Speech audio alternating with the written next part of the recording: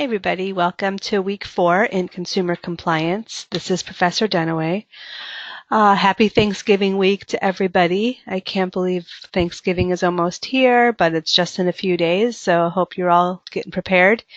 Just a heads up, I will be traveling for the next week and a half. So again, best way to get to contact me is via direct email, because if I'm out, it's way easier for me to respond on my phone. So email me at Dunawal, Dunawal, at tjsl.edu. Best way to reach me so I can get back to you timely. I will still be checking in.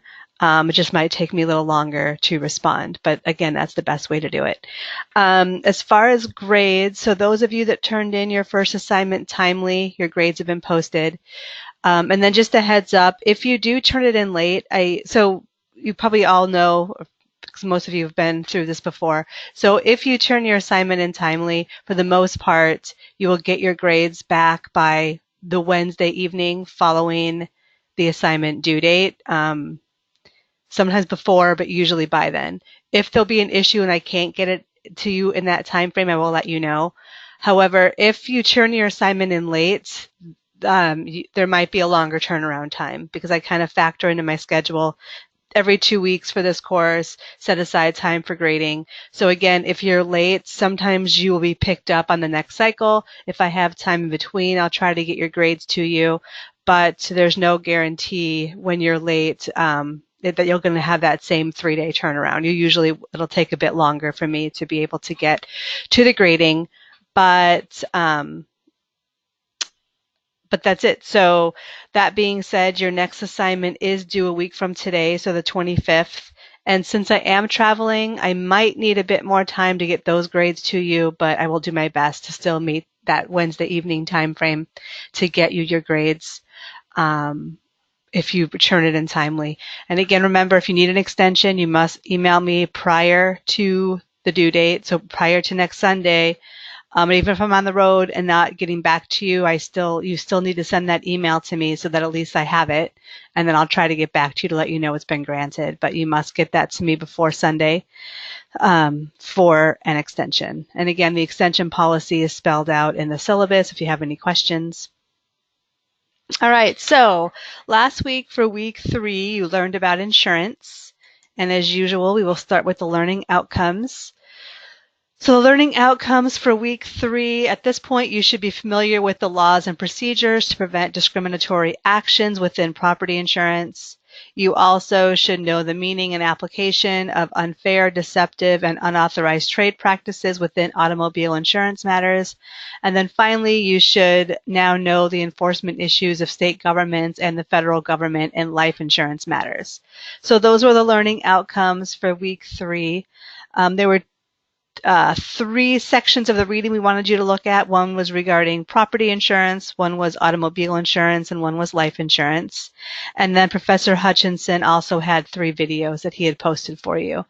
So hopefully you have a good handle on insurance, as we're now going to turn the tables this week, and now we will be speaking about financial institutions and privacy. So again, we will click into the learning outcomes. So for this week, as you're going through the materials, you should have these in mind. So you will become familiar with the state and federal laws addressing financial privacy rights. You will also learn about the Fair Credit Reporting Act, as well as the Fair Debt Collection Practices Act.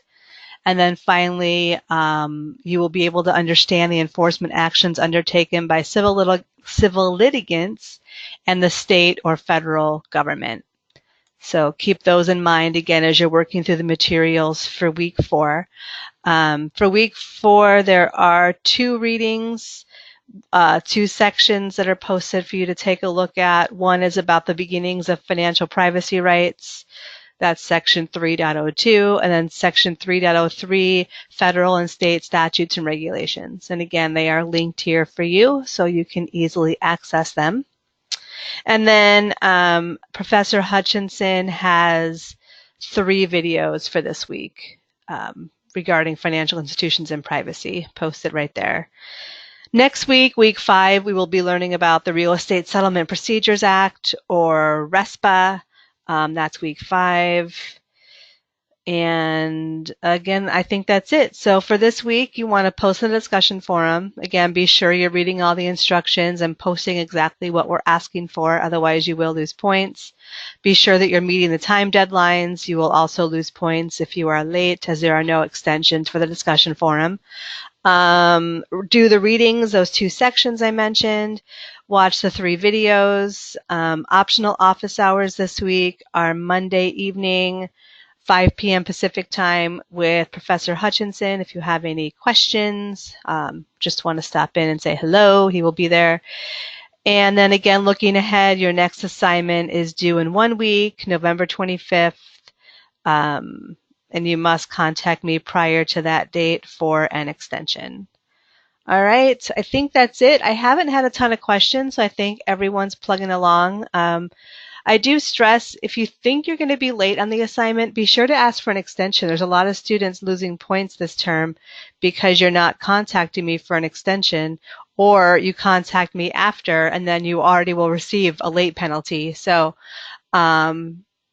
I just hate seeing people lose points for things that can be avoided. So just make sure that if you think you might need an extension, especially with the holiday coming up, if you're traveling or maybe work's busy, just be sure to let me know. Okay. And if you have any questions, email me. And I hope again, you all have a great Thanksgiving, and I will talk to you next week. Thanks, everybody.